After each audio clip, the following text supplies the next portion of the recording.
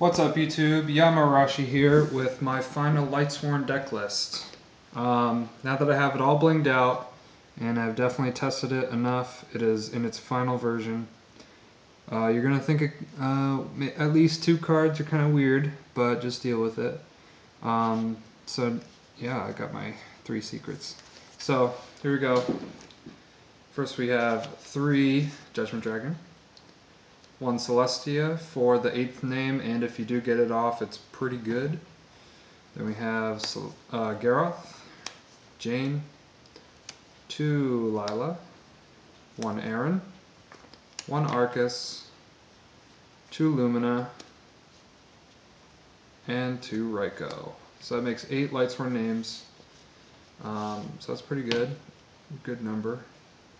For the boss monsters, you're going to hate me, but I traded my BLS away for a rarity bump, so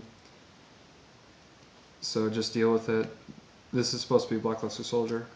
In the meantime, I've been using a second Light Ray Diabolos. So here's 1 Light Ray Gearfried, 1 Diabolos, and 3 Daedalus. I kind of like this a little better than having 2 Diabolos and 2 Gearfried, because now I have more room for hand traps and all that good jazz. So for floaters, we have 3 Necrogardna and 2 Card Trooper. A lot of people will, I'll set Necrogardna and they'll Dark Hole, and it's just really good because they're like, oh, that's a Raikou. This is game 2, I already know. So that's fun. Hand traps, we have Agors, 2 Trag, and Honest. No Valor or Maxi in the main deck because game 1 you want to powerhouse your engine first, and then depending on the matchup you will adjust, maybe adding Maxi or Valor, whatever. Depends on the matchup. So I don't main Maxi or Valor. For spells, we have Monster Reborn, Heavy Storm, and 2 MST for staple. No Dark Hole, it's in the side. Then we have my pot, all the pot. Pot of Avarice to recycle boss monsters. Then we have Pot of Duality because you're not always going to be special summoning, and being able to search out Judgment Dragon when you need it, or another Lightsworn when you have Solar Recharge and nothing to use it with. So I think it's very good.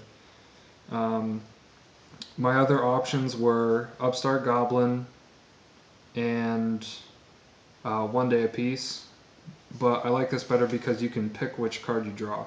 And then you get to shuffle, so in a tournament, if you're getting stacked, activate this turn 1, you choose the card you want, and unstack your deck. So that's good. Just a little pro tip. And then for Lightsworn spells is Charge and 3 Solar Recharge. Now for 42,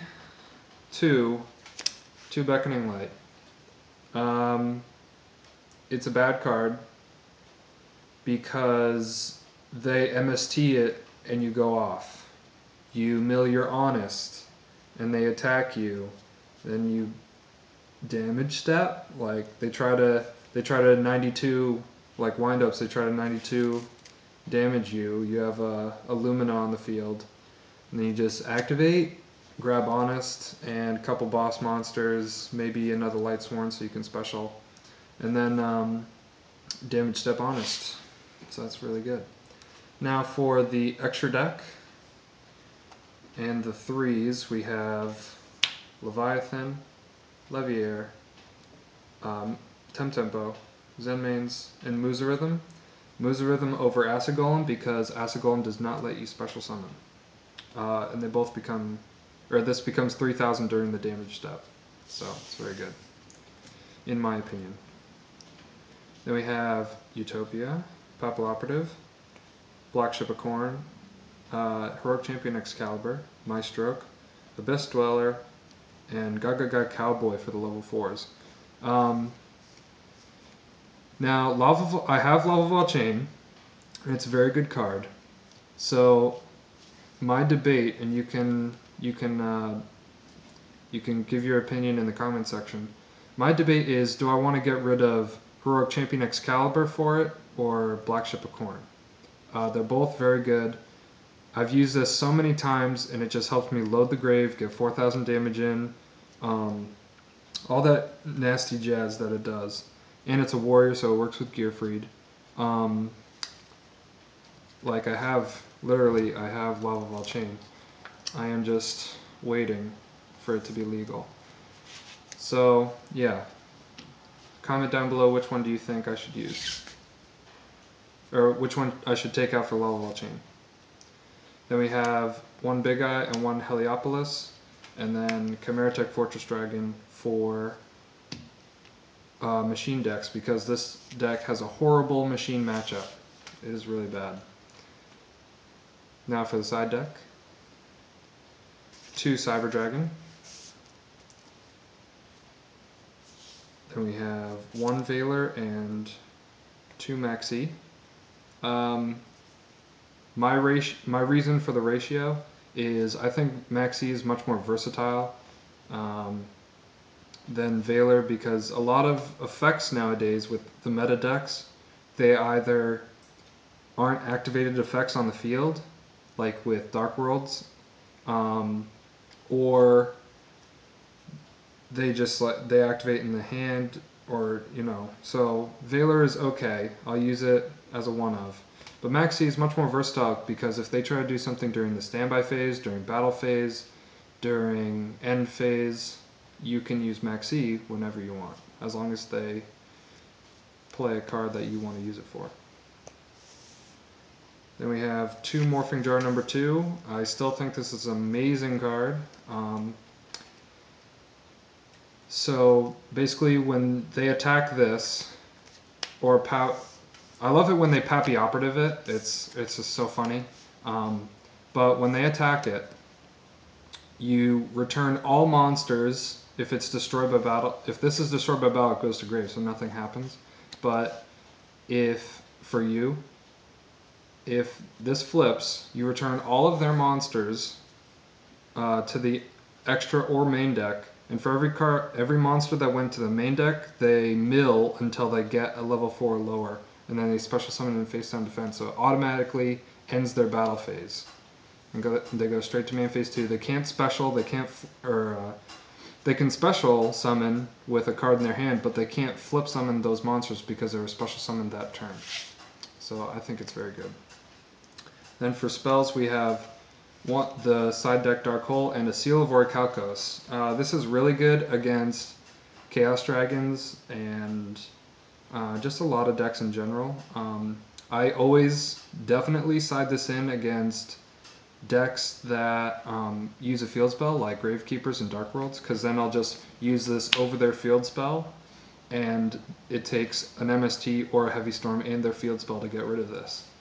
And what I do is I activate this, then I get Daedalus, and once per turn I can pop this card and 2 others, and then his replacement, the Seal's replacement effect activates and saves itself. So I always pop 2 cards every turn. So that's really good. Then we have 2 Imperial Iron Wall for Chaos Dragons. What else? Dark Worlds and Macro Rabbit. So that's why I use it. Then we have 2 Royal Decree. For any deck I feel I can OTK over very easily, but are back row heavy, like Wind-Ups actually. I've used this. I can get over them very easily because all their monsters are pretty small, being usually 23 or lower. And so I'll activate this so that they can't Bottomless, Mirror Force, Torrential, can't do any of that unless they activate over this card. So I like it. And it also, I mean, of course it's for Chain Burn, but everybody knows that. And for the last 2 cards is 2 Shadow Imprisoning Mirrors for Inzectors and Dark Worlds. So that's a deck. Let me know what you think. Comment down below, and also like, comment, and subscribe for more Yu-Gi-Oh videos. I'll see you next time.